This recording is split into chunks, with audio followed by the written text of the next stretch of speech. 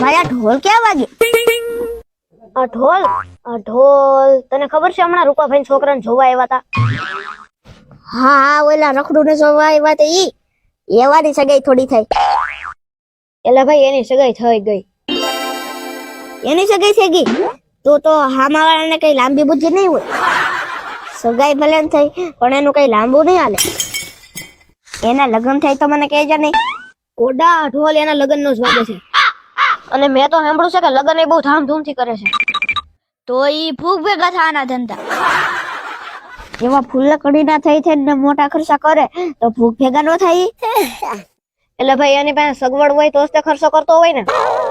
હું સગવડ હોય કાલ ખેતર પગ ઢળતો તો ઈ એને ગમે એમ કર્યું જો ટાણ બધે હારો હાર છે ને કાલ છોકરો પાવણી જાહે. હવે હારો હાર હું હોય. હવે તો પાછો વાળ.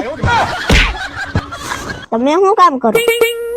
મારે 30 વીઘા જમીન છે ઘેર રાખું. હવે ખેતી વાહ હું પાકે લે ઓણ મારે 400 મણ કપાયો ભાઈ. હવે એમાં આવે ઈ દેખાય. એમાં ખર્ચો પાછો એટલો હાબો હોય ને. મારે 400 મણ કપાયો એમાં કાંઈ વળે નહીં. થાય ને ખાવાનું થાય. પણ ભાઈ મારે 4 ભેહું છે એનું દૂધ થાય મહિને 20-25 હજાર. હવે ઈ દૂધના પૈસામાં થોડા રૂપિયા વાળા થાય. એમાં પેટ તોડા કેટલા કરવા પડે. એમાં ડોબાયરા ડોબું થાય 4 રૂપિયા ભાળી.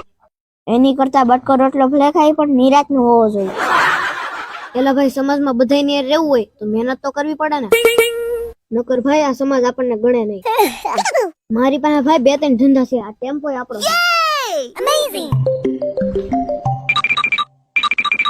એટલે તું ત્યાં વળકે છો તને કઈ સારો ધંધો નથી મળતો? આવા ટેમ્પા ને બેમ્પા ને એવા કઈ રોડ ના ધંધા થોડા કરે. રાજદી રોડે રખડવાનું કઈ પડીકું વળી જાય ખબર ન પડે. એટલે આય મોટી નોટ લાગી અટાણમાં ક્યાં આવી ગયો? જાય તો સારું અહીંથી. કેમ ભાઈ આ બાજુ ભૂલા પડી ગયા? એલા ભાઈ મારે એક કાલ લગ્નમાં જવું છે ને તો 500 રૂપિયા ઉછી ના દે નહીં. હું કયું નો ભણગા ફિક્સો કે આવા ધંધા કરાય ને આવા ધંધા નો કરાય. મોટી પેઢી હોય એમ મંડાણો છે મને ઘુમરે નાખી દીધું. કઈક ધંધો કરતા હોય ને તો કોક પાસે આમ 500 રૂપિયા ઉછીના નો માંગવા જવા પડે. મિત્રો તમારી આજુબાજુ ગામમાં કે સમાજમાં ઘણી એવી અઘરી નોટો જોવા મળશે કે જેના તો કઈ કામ કરતા હોય પોતે માંગીને બીડીયું પીતા હોય ને પાછા ગામના ઓટે બેઠા બેઠા આખા ગામની પંચાયત કરે અને પાછા બીજાને મોટી મોટી સલાહો દેતા હોય. છે કોઈ તમારા જાનમાં આવી અઘરી નોટ? એલા ભાઈ હોય જ ને. ગામ હોય ને બધી જાતના માણસો હોય. જો આ વિડીયોમાં તમને મજા આવી તો લાઈક નહીં કરતા શેર કરી દો. શેર